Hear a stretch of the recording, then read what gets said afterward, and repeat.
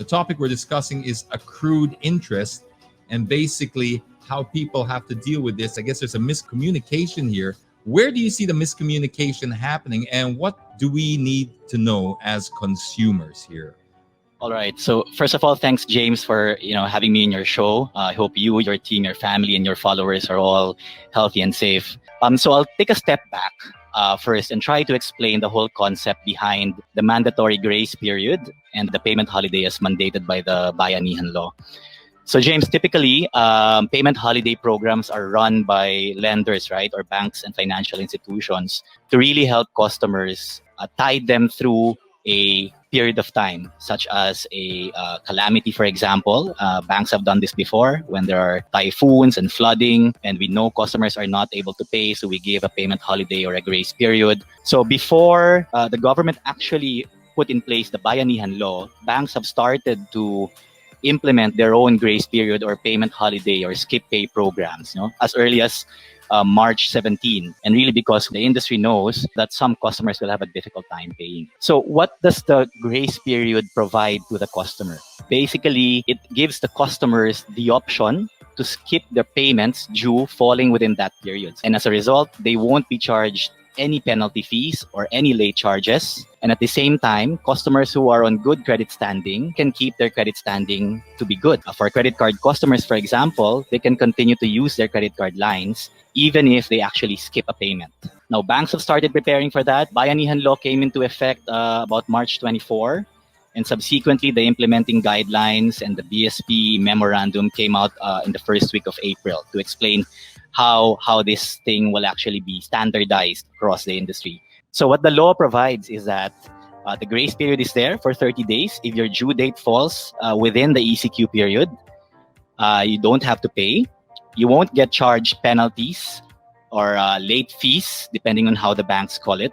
But accrued interest will continue to be charged. And I think this is the specific question that you've shared just now.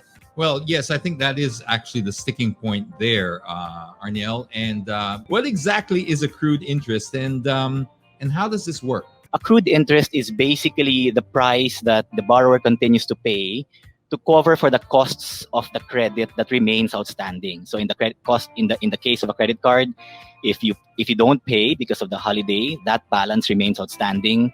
In the case of the loans, for example, auto loans, housing loans, or consumer loans, that means the cost of extending the credit by another 2 months, for example, in this case, because the current holiday will run for 60 days already. So the fact that an outstanding balance remains unpaid means that there's costs to that from the banking perspective, and that's passed on in terms of the accrued interest. I guess there is a miscommunication with the accrued interest. In fact, I think Seth just mentioned about it's a good point. Auto debit was canceled as well.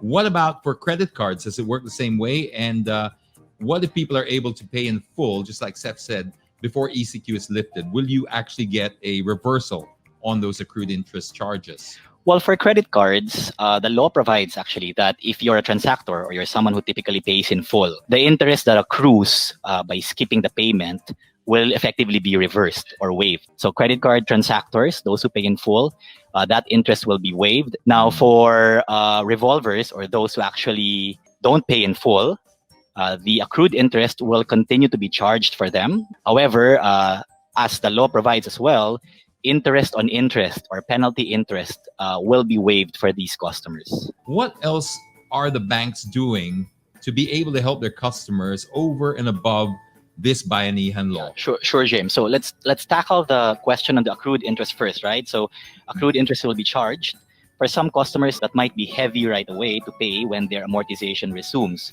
What I would recommend for customers is basically they actually have 3 options, right? They can pay for that accrued interest right away when the amortization resumes, or they can pay for that on a staggered basis throughout the life of the remaining life of the loan, or they can actually do a payment towards the end of the loan. Those flexible options are there for customers to avail, and I'd recommend they reach out, to their banks to actually have a more fruitful discussion on what options they can take.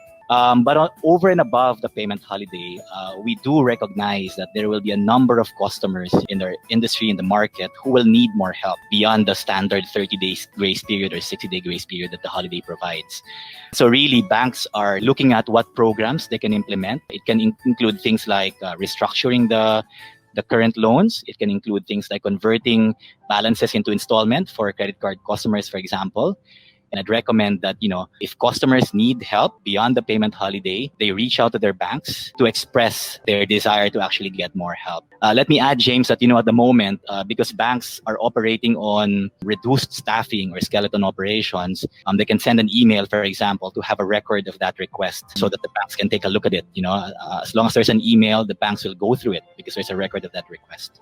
I wanted to ask you one more question before we go about the state of the auto industry, because how do you see it panning out, or how does the industry, the banking auto loan industry, see it recovering? Where do you see it going? Where do you see the growth? What can we expect? Because that's such a massive industry. Yeah, well, if we look at what's happened to China, right, when they started reopening the economy, one of the points where the demand has increased is actually automobile sales.